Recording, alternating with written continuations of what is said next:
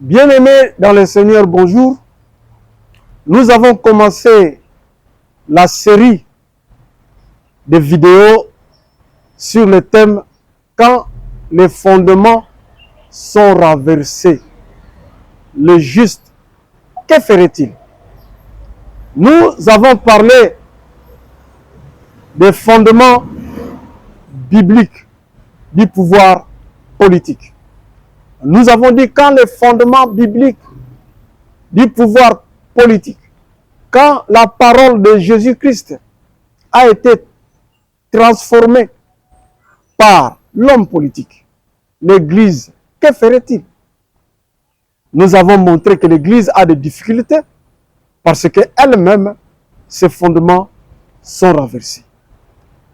Nous avons dit que l'Église a 4 fondements: l'enseignement des apôtres, la communion fraternelle, la fraction de pain et les prières. Nous avons parlé de l'enseignement des apôtres. Maintenant, nous voulons parler du deuxième fondement, la communion fraternelle.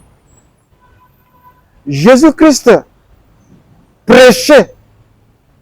On est venu lui dire, ta mère et tes frères sont là. Jésus-Christ a dit, qui est ma mère? Qui sont mes frères? Donc, il voulait dire que ma famille, c'est ceux qui sont en train de m'écouter maintenant. Même sur la croix, Jésus-Christ, avant de rendre l'âme, il n'avait pas dit à ses frères nés de sa mère que mes frères, gardez maman. Mais il a dit à son disciple, fils, voici ta mère. Femme, voici ton fils. Jésus a laissé sa mère à l'église. Donc, l'église est la famille de Jésus-Christ. Jésus-Christ n'a pas d'autre famille que l'église. Il est le Fils de Dieu. Il n'a pas eu un père biologique comme nous. Nous avons été créés, mais Jésus, le verbe utilisé pour lui, c'est engendré. Donc, il est le Fils de Dieu, puisque nous disons aussi, par adoption, être des enfants de Dieu. Jésus est notre frère. Nous sommes les membres de sa famille.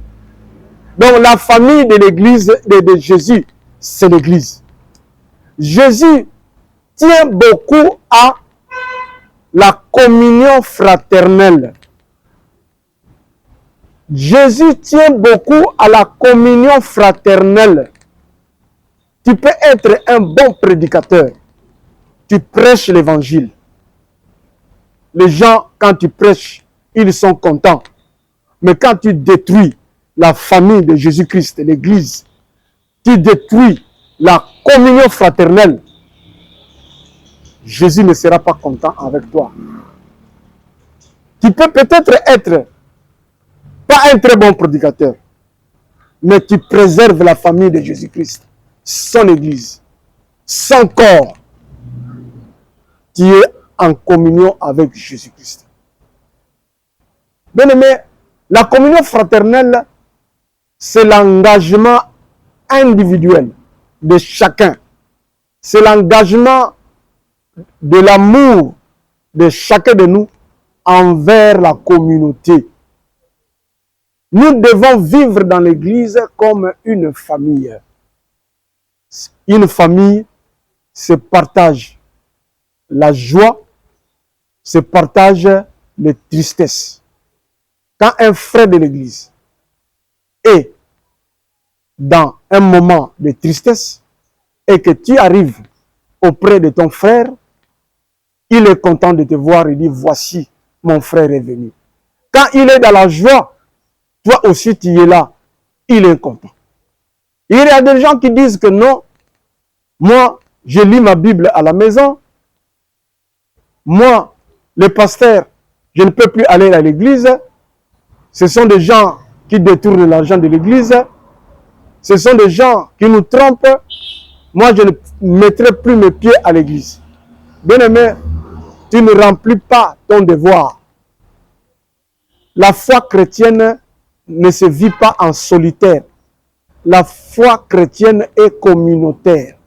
Si tu ne partages pas ton amour avec les frères, tu n'apportes pas ta contribution à la communion fraternelle,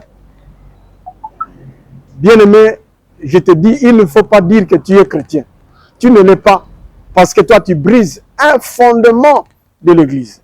Un devoir que Christ a donné. Sachez-le que Christ nous a remis une responsabilité. Quand il disait à Jean, voici ta mère, il a donné la responsabilité à Jean de la famille. Ce verset-là, quand nous lisons la Bible, ne voyez pas seulement Jean. Voyez la responsabilité que Jésus est en train de donner à nous tous. Jésus-Christ est en train de dire, voici ta mère, voici ton oncle, voici ton frère, voici ta tante. Toutes les personnes qui sont dans l'église, Jésus est en train de te dire, voici ton frère. Donc, il nous a laissé la charge des frères qui sont avec nous dans l'église. Si les frères se perdent, Jésus nous demandera les âmes que nous perdons. Si tu es pasteur, Jésus te réclamera les âmes. Oui, devant son Père, Jésus a dit à son Père, ce que vous m'avez donné, je n'ai perdu aucun de ce que vous m'avez donné, sauf celui dont il est écrit. Donc nous avons la charge de nos frères dans l'église. Bien-aimés, sachez préserver la communion fraternelle. Si tu veux devenir diacre, et tu es le meilleur diacre, la meilleure personne qui peut devenir diacre dans l'église, on fait le choix de diacre. Toi, on ne te choisit pas. Ne crée pas le désordre dans l'église. Ne détruis pas la communion fraternelle parce qu'on n'a peut pas choisi diacre. S'il y a un poste de l'église, toi tu es le meilleur, mais on ne t'a pas choisi, ne crée pas de conflit dans l'église. Ne détruis pas la communion fraternelle à cause de cela. La communion fraternelle est plus importante que le diacre dans l'église. La communion fraternelle est plus importante que le poste de l'église. La communion fraternelle est un fondement de l'église.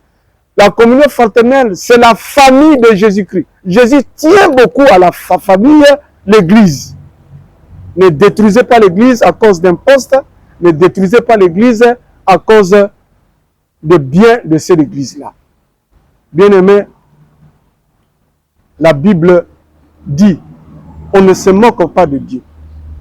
On ne se moque pas de Dieu. Ce que l'homme aura semé, il le récoltera. Ceux qui détruisent l'église, Dieu dit, à moi la vengeance, à moi la contribution.